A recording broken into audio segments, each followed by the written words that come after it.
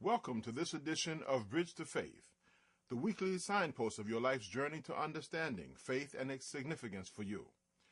Today, we will explore the meaning of faith, belief and disbelief, as we bring to you our special guest, Sheikh Yusuf Estes. Salaam alaikum. Wa alaikum salam. Peace. You know what? I was listening to you talk about that, and I'm interested how we're going to jump into this topic. How will we approach it? Where are we going to start? Well, we'd like to start today with understanding the meaning of faith. The meaning of faith. Like the dictionary version of it, or how different faiths look at faith? I think both understandings would help. Okay, well, we could go to Oxford's dictionary, Webster's dictionary, and Carta online dictionary. The bottom line is going to be, though, after you read all these different ones, how to pronounce it, where it came from, what's the source, is that it's still talking about believing in something with little or no proof. A lot of times faiths are based on conclusions that are heavily influenced by assumptions and predicated usually on a belief that someone else has already offered to them. In light of that, can you share with our audience, why is faith so important? Wait a minute, tell me, how did I do on that one? I think you did great, sir. Did I do good? Yes, okay, we'll keep going there. All right. And you was asking about? I think it will be very important for our audience to understand, why is faith so important? Well, now this is very key, and I think that each human being should come to grips with this subject, because when there is no belief in anything at all, and when of course we're implying that there's a God, and that when we say this, but with no belief in anything at all, then what does a person really have to hang on to? What do they have in their life? A human being is not really like anything else in creation. Trees and rocks and flowers and inanimate objects and plants, so on, they don't really exhibit very much intelligence, and therefore they can just sit there and exist as much as they can. But animals, now, they have a little bit different attitude about things, but again, they don't really have this thing where we talk about faith. An animal just basically reacts to what happens. A human being, however, ponders things. They consider the source of the universe. And you don't see monkeys or giraffes sitting around contemplating, where did everything come from? Where's it all going? What's my purpose? It's basically, it's time to get up, let's eat, kill something, eat something, and go back to sleep again. Whereas with the humans, we really do. We have this need inside of us that needs to be satisfied. And when it's not taken care of, then there are some very strange reactions that come out of it. And also, if a person has nothing to believe in at all, and they don't have anything that takes care of this, or shall we say, quenches that thirst inside, or satisfies that hunger, then what happens is they can do some very radical and strange things that are not in the norm with the society that they live in. And I'll give you an example of that. In Sweden, I was over there, and they were telling me that they are number one in the world for suicide. At the same time, they're saying that they're number one for being atheists and disbelievers, that they were the last to ever accept Christianity, and the first to reject it. And I think by talking about Christianity, they meant in general faith in something that you can't see, hear, touch, smell, feel, and so on. So this idea of being number one in suicide, I think, is related to that, because when you don't have any belief, you're relying totally on a socialistic state, which is what they have. Then what happens when the state is not able to take care of your need? Yes, they can provide for you in a material sense in a lot of areas, and Sweden does. It's very interesting, their social system. However, it doesn't take care of that inner need of the human being. When, for instance, a person gets divorced or they are estranged from their loved one, then how do they react? What do they do? And you'll find this everywhere in the world. When a person's faith is really at the weakest level, then when these types of events take place, they're not able to deal with it. Now, share with us, Sheikh, is the term belief synonymous with faith? No. No, not at all. Can you explain the difference? Well, to believe something can be based on facts and evidences. I come to believe something based on a conclusion. I have a belief that if I go through a red light, without stopping, and there's a policeman there, I believe he's going to pull me over and give me a ticket. He might not. He might be busy doing something else. He might not see it. But I believe that the chances are very much in favor of me coming away with a ticket. The insurance going up now because that's what's going to happen. Now, there's knowledge, and knowledge to say that you know something. Now, to say I know. For instance, I know it's against the law to run through the red light. That's knowledge, clear and simple. And then to say that I may get this ticket from the policeman, that's a belief because it's most likely going to happen based on information's being fed in. But now when we talk about faith, that would be that you have faith that if you run through the traffic light, that number one, you're not going to get hit by a semi-truck. And number two, that you're not going to be seen by the police. Number three, you're not going to get a ticket, and so on and so on. So that's a faith in something. Maybe I used a bad analogy, but you can see the difference between the three things. Knowledge, and that's to know something based on very clear evidences that there's no doubt in it. But then belief, and that's going to be subjected only to some conclusions you're making. But then faith, this can be on anything. You can believe anything that you want to. It doesn't necessarily have to have any proof. Could have, but it doesn't have to have. Well, how'd that make sense? Yes, it did. It made a lot of sense. Cool. That leads us to the next question. And I was afraid it would. How does one go about obtaining faith in God without proof? A person can have faith in something just based on things that they make up themselves or that they hear from other people, things that they want to believe based on notions that they picked up from books, movies, just dreams, many things. But that means then that their faith really is not well founded, and it could easily be shaken by events that take place that will counter their belief or faith in this case. So are you saying then that one's faith should be supported by proof? Well, it doesn't have to be, but if it is supported with evidences and proofs, then their faith actually is becoming a belief instead of just faith. You follow that? Yes. And again, if the more belief that you have in something, this means there's going to be more evidences, and then when something happens to shake the faith, you can go back though and say, no, I have beliefs that cause me to hang on to this. Then the person who keeps insisting on more positive evidence, testable evidence, you will might say that way, then he is not going to be in the same condition as a person with zero evidence who is just trying to hold on to faith alone, because eventually that could falter. Before we conclude this segment of the program, if you could share with our audience, why should anyone have faith? Well, as I was alluding to in the beginning, that a person without any faith at all, when crises occur in their lives, they really don't have anything else to fall back on. Because if something happens to you, and let's say your relatives are some of the closest of the nucleus of your support group, but they're suddenly against you because of something that's taken place. Now who will you turn to? And if your closest friends are going to suddenly be against you, now where will you go? And if the things that you've been relying on as your support in times of crises are just not there, what will you turn to? What will you have?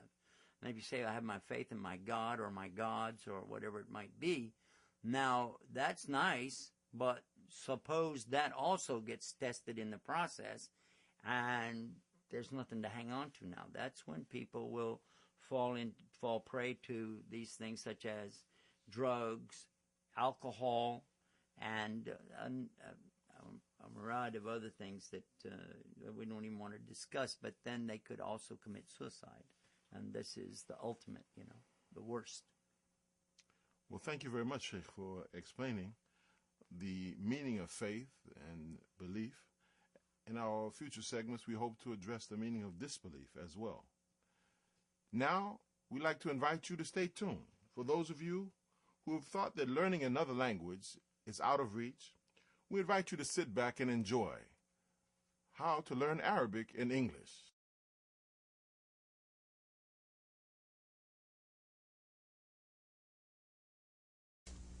Next one I want to show you is what happens when we have some circles. I'm going to have some circles now. This is what's coming now. You remember I showed you the stems on the ocean. We had those little waves that looked like this. We talked about the trees. Now we want to go to the circles. Now what is the circles? What am I talking about there? Well, we're going to do them individually before we put them all together and let you see it. The first one is an amazing letter. It's so amazing, it's called wow. That's wow. And of course it represents the W in the English language. We usually represent it with English letters, W-A-W. Wow. Wow. Okay, let's do the next one. And by the way, this guy right here is really stubborn. He's amazing, and I'm going to tell you what happens. In other letters, as I told you, they'll lose their tail, or they'll lose that continuation of the curl when you connect them. But this guy is so amazing that he does not lose it. Therefore, if you had a word that came like, for instance, like this, 2 dots below, like that, yeah, wow, and then look at this. Now, what happens here, he didn't connect, but this is still one word. And what's the word? Well, you won't know till I show you the next letter. The next letter is going to be this, with a dot over it. Now, the wow hangs down like this, but this one kind of comes around a little bit more like a circle and has a dot over it. That's called fa. Fa. Do, re, mi, fa. So, there you have it. Fa. There's what he looks like in Arabic. And so that's fa. Now, fa is not an amazing letter, so he will connect to other letters that come up. There's no problem with him. But this guy won't do that. And he has a sound sometimes like ooh, ooh. He has a U sound sometimes. Wow. It's an amazing letter. I told you that. He can sound like a U sometimes. Sometimes he sounds like a W. Wah, wah, wah. But sometimes he sounds like ooh, ooh, ooh. And now watch what's going to happen. This is ya. Remember that because we had 2 dots below. You remember that's ya. Okay? And this is now ooh. So it's pronounced you, you. And then sa, there's the 3 dots. The 3 stems that are up here like this, without dots, actually. So that's sa, pronounced like a S. And this is fa. This comes up to be Yusuf. Yusuf. And that's my name. That's how you write Yusuf in Arabic. Ya, wow, sin, and fa. Ya, wow, sin, fa. Yusuf. Pretty cool, huh? There's some more of those that are in the circle family, and I want to show those to you. So I'm going to erase this here, okay? And then I'm going to put those other circles up. But before I do, I'm going to put the fa back over here for you so you won't lose that. We don't want to forget about our... We got our amazing wow, and now we've got our fa. Now watch this next letter. Similar to the fa, only it's got 2 dots. This is called what? I want to put the fa back here so you won't forget. What is this? This is qa, qa, qa. And you catch in the back of your throat with this one. Qa. Can you make a click in the back of your throat like that with your tongue? Move your tongue and go. Because that's it. Qaf, qaf. So we use a Q in English, an A and then an F, and that's the name of this letter. Qaf, qaf, qaf, qaf. Okay, so this is qaf. Don't confuse it with calf. This is regular calf. This is a K. This is a qaf, like that. Okay? So we got that one right there. Now what's the next one that's round like this? we have another one. And it's a little bit amazing, but not as amazing as the wow. It's got, there we go. Kind of looks like hair sticking out on either side, doesn't it? This is a meme.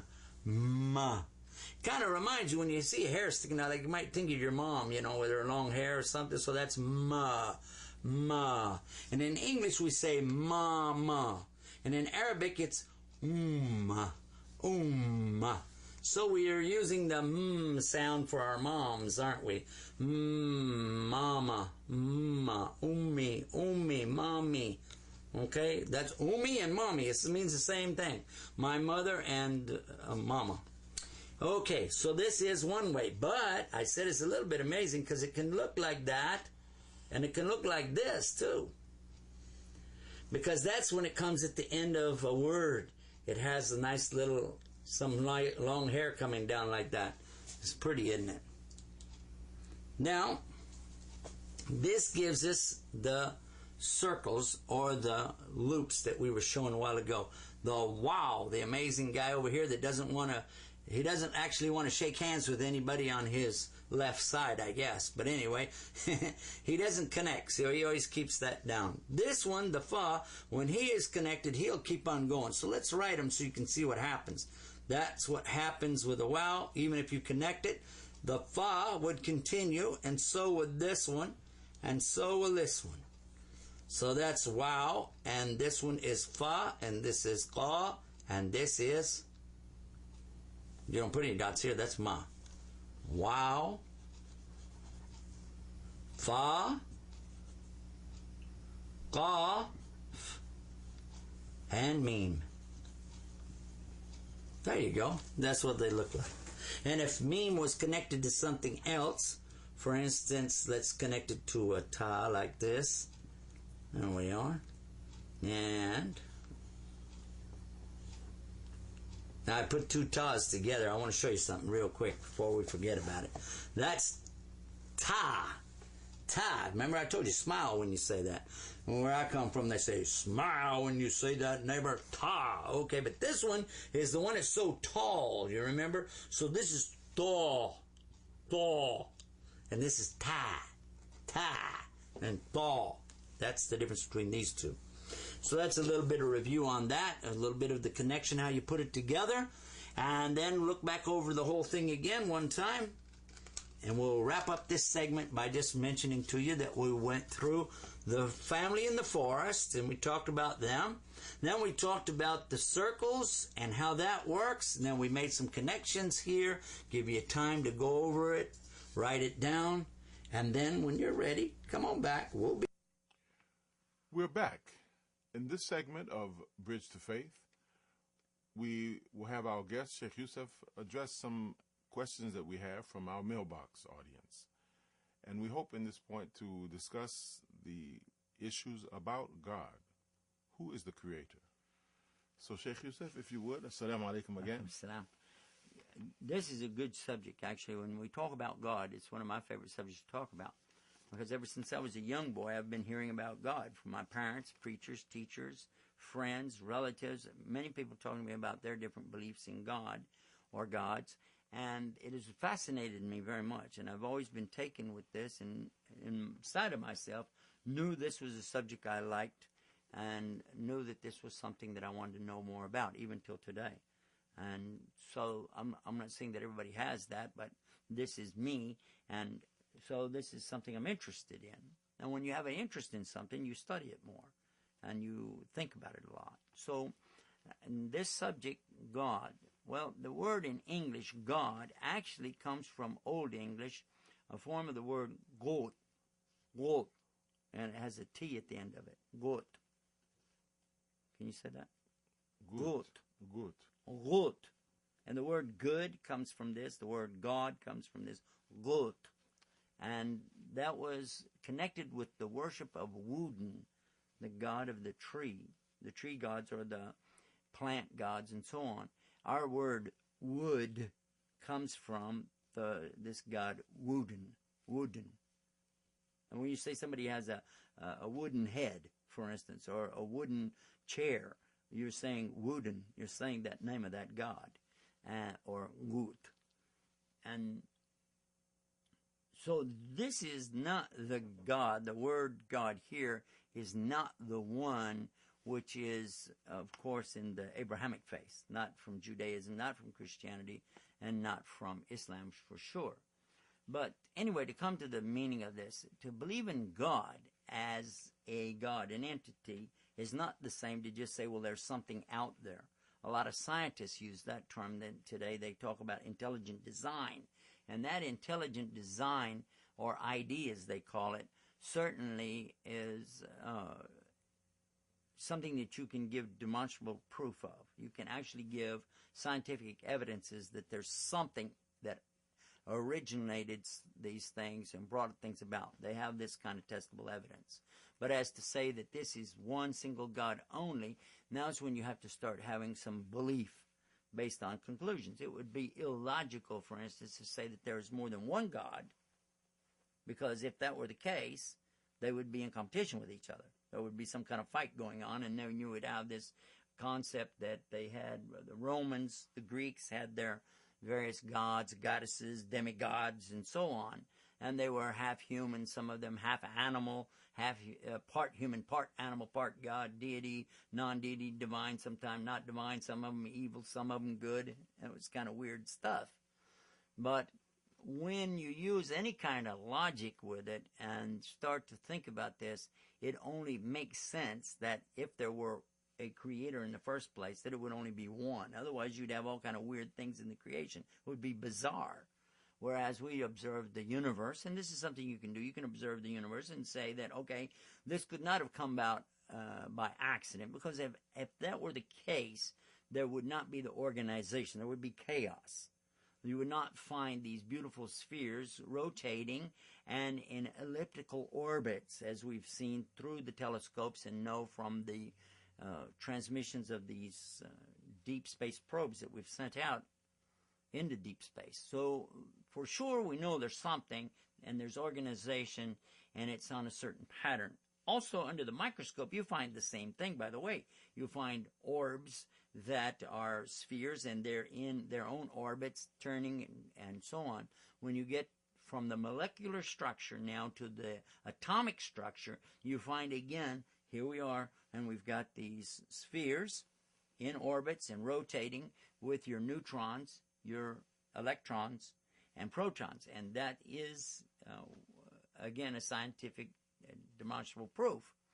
So by looking at these two things, one under the microscope, and you could call this the micro, and then under the telescope, call that the macro, you're finding these things that point to a very sophisticated and highly intelligent, beyond any intelligence we can understand, force or God.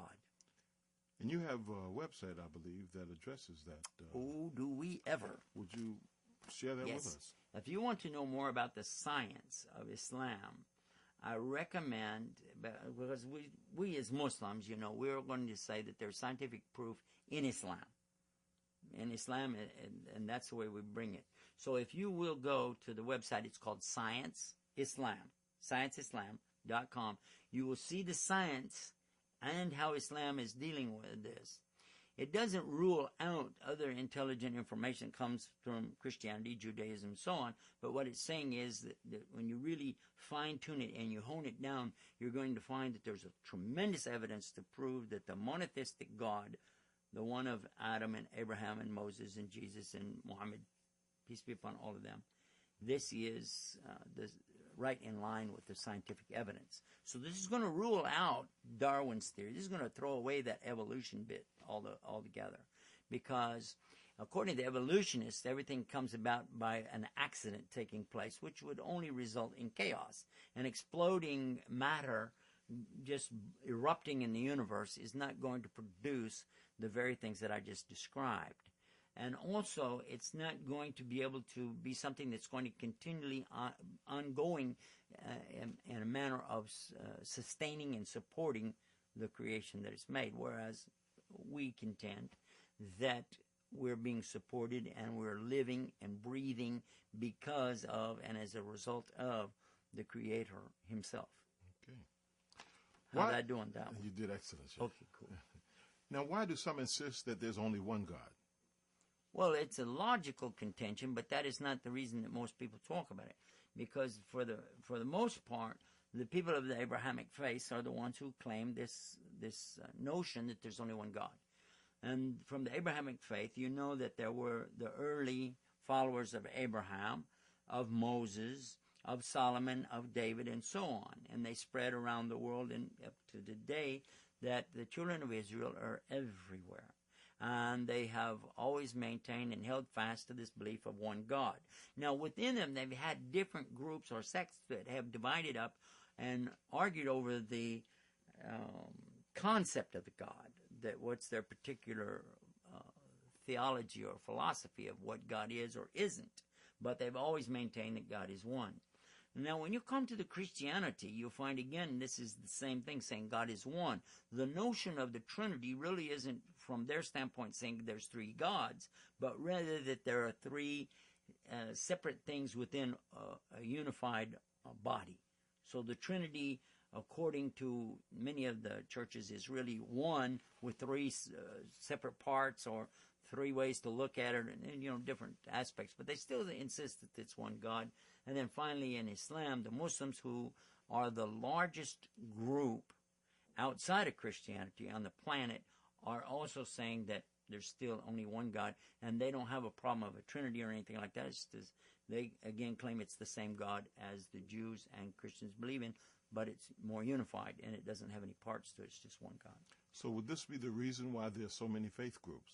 Well, I don't know if I really explained everything to answer your question either, but I want to come back to this and say that the reason that people believe it is because it's what they've been taught to believe. Because so many parents, teachers, preachers, friends, relatives have instilled this notion of one God in the children. That's for the most part why they believe it. But when they begin to really think about it and test it out, that's when they may change religions, they may move deeper into their own religion, or they might go out of religion altogether because they can't resolve what's being told to them by these well-meaning folks, and then some of the things that we see in testable evidence. I see. Okay, exactly. You've been with us here at Bridge to Faith. We'd like to remind you to visit us at bridgetofaith.com and bridgetofaith.tv. I'm your host, Mutahir Sabri. We look forward to you in future editions of Bridge to Faith. Ma'asalama.